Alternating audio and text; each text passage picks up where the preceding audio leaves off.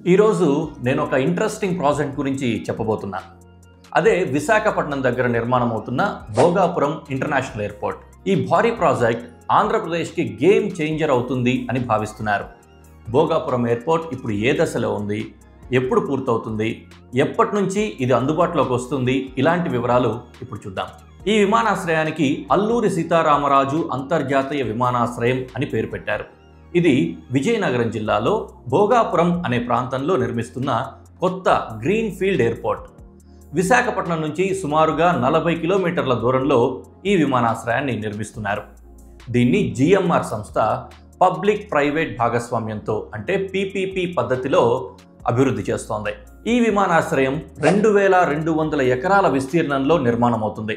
మొత్తం 3 దశల్లో ఈ ప్రాజెక్టును పూర్తి చేయాలని ప్లాన్ చేశారు.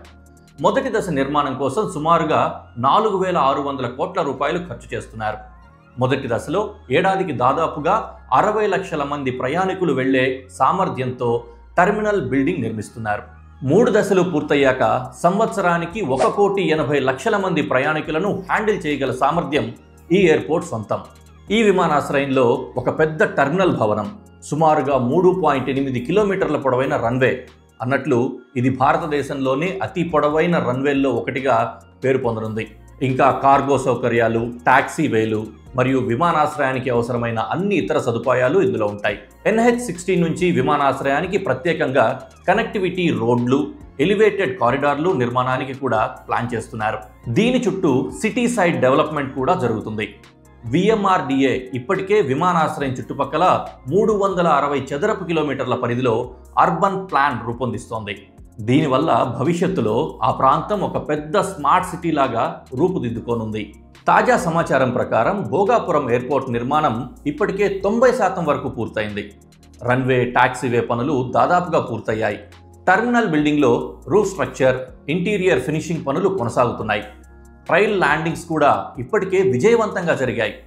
2026 ఆగస్టు నాటికి ఈ విమానాశ్రయాన్ని పూర్తి చేసి సర్వీసులు ప్రారంభించాలని లక్ష్యంగా పెట్టుకున్నారు. భోగాపురం ఎయిర్పోర్ట్ పూర్తయిన తర్వాత Visakhapatnam smart city, port city మరియు ఉత్తరాంధ్ర ప్రాంతాలకు అంతర్జాతీయ కనెక్టివిటీ లభిస్తుంది. ఈ అంతర్జాతీయ విమానాశ్రయం ఉత్తరాంధ్ర ప్రాంతం అభివృద్ధికి, పర్యాటకానికి, ఉద్యోగాల కల్పనకు ఒక పెద్ద మైలురాయిగా మారబోతుంది. ఇలాంటి మరిన్ని అప్డేట్స్ కోసం ఫాలో అవర్ ఛానల్.